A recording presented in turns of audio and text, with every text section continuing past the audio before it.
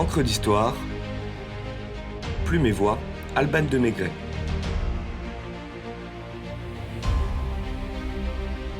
Rapa Nui ou les mystères de l'île de Pâques.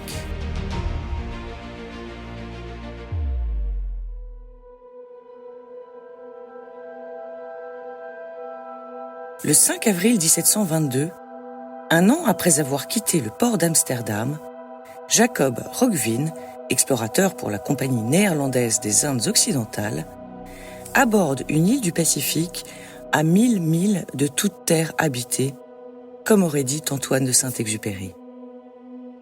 Rapa Nui, minuscule caillou volcanique perdu dans l'océan, terre aride cinglée par les vagues et desséchée par le vent, se trouve être curieusement le sinistre asile de quelques milliers d'âmes. Dépourvue d'arbres, dénuée de bétail, l'île est, selon les mots de Pierre Loti, dans l'île de Pâques, journal d'un aspirant de la flore en 1872, plantée de hautes statues monstrueuses, œuvre dont on ne sait quelle race aujourd'hui dégénérée ou disparue, et son passé demeure une énigme. Le Hollandais ne s'attarde pas dans ce désert fertile, peuplé de sauvages arriérés et de statues médusantes, qu'il baptise tout simplement île de Pâques, puisque découverte un dimanche de Pâques. De retour au pays, le rapport de l'un de ces hommes suffit à attiser la curiosité des Européens sur le paradis perdu d'une civilisation inconnue, qui fut certainement flamboyante jadis, et le désir de percer le mystère d'une île mi-terrifiante, mi-merveilleuse. En 1770, l'explorateur espagnol Felipe González de Haedo annexe l'île qu'il nomme San Carlos, sans savoir qu'il s'agit de celle découverte par son homologue hollandais 50 ans plus tôt. James Cook y séjourne en 1774 et fait part de sa déception. Aucune nation ne devrait rechercher l'honneur d'avoir découvert cette île, car peu d'endroits sont aussi mal pourvus pour l'approvisionnement en navires. Jean-François de la Pérouse y débarque quelques années plus tard pour le compte de Louis XVI et procède, avec son équipage, à de nombreux relevés sur les Moaï.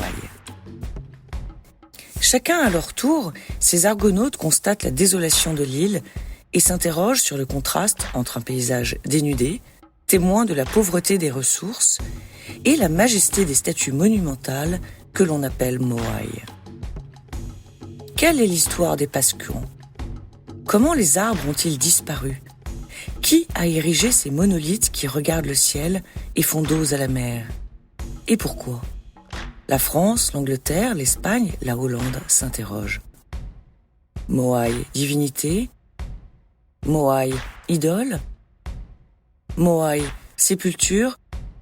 Moaï, président ?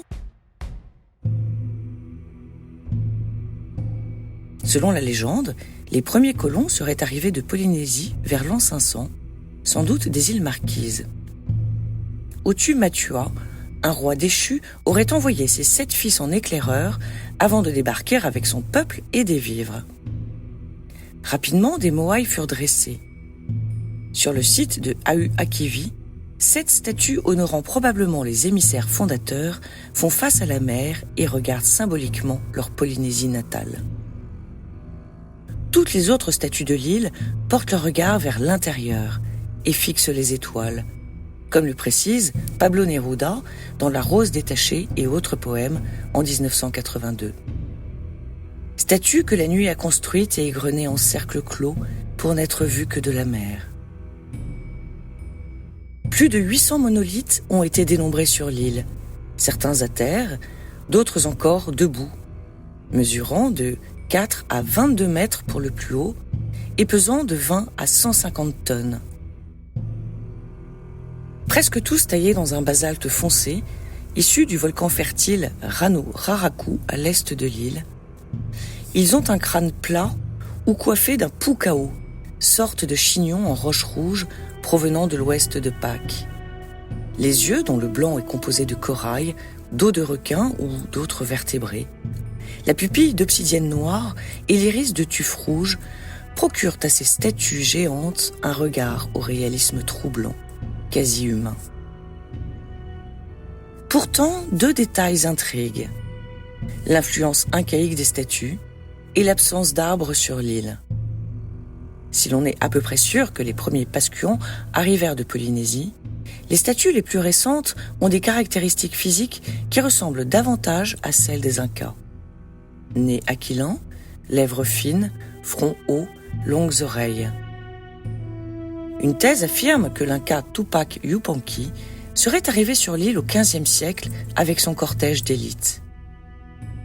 Dès lors, deux peuples auraient cohabité, les courtes oreilles, héritiers des premiers migrants d'origine polynésienne, et les longues oreilles d'origine péruvienne, sorte de notables travaillant la pierre qui auraient soumis les premiers.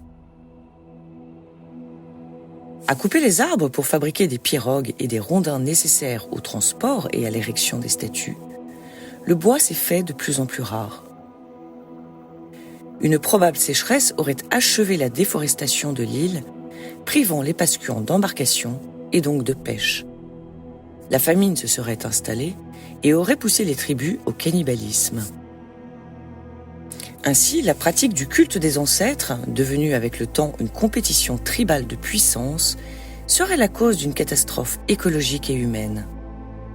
Les hommes, en taillant des statues mystérieuses et grandioses, tuaient d'un même coup leur civilisation et leur île dont ils devenaient prisonniers. C'est vraisemblablement dans ce contexte qu'à la fin du XVIIe siècle, le peuple opprimé des courtes oreilles se serait rebellé contre ses persécuteurs. Après les avoir massacrés, il aurait mis à terre leur moai, incarnation de la force spirituelle des ancêtres et symbole du prestige du clan, effaçant ainsi la mémoire des longues oreilles et mettant définitivement un terme à la production de moai, comme le révèle le très grand nombre de monolithes inachevés. De nouvelles traditions s'installent à Rapa Nui après la fin de la production des moai. Les rencontres entre clans pour palabrer se font dans un lieu de l'île appelé Tepito o Tefuena, qui signifie le nombril de la terre.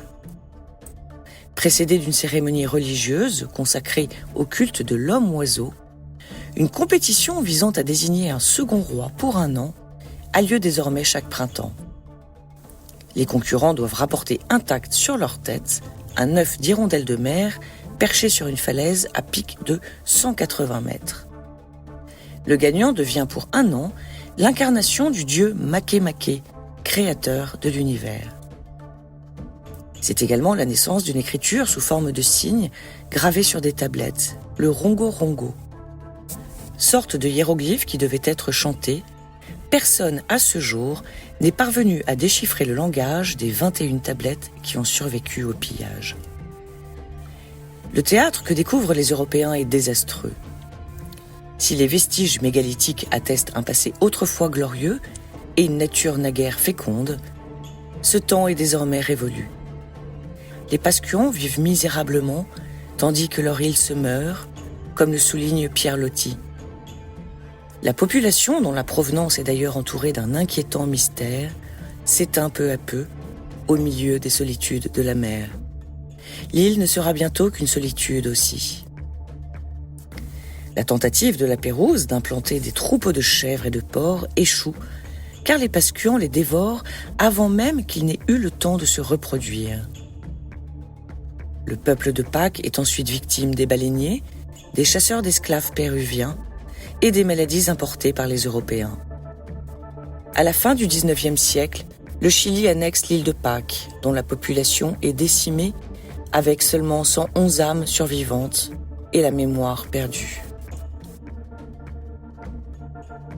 Devenue un endroit touristique très prisé et protégé, l'île de Pâques, terre de légendes et de mystères, continue de fasciner. Les moai colossaux, en témoin de splendeur et de souffrance, entourés par le silence bleu, comme l'écrit Pablo Neruda, gardent jalousement et taciturnement des secrets qu'aucun certainement ne pourra jamais percer.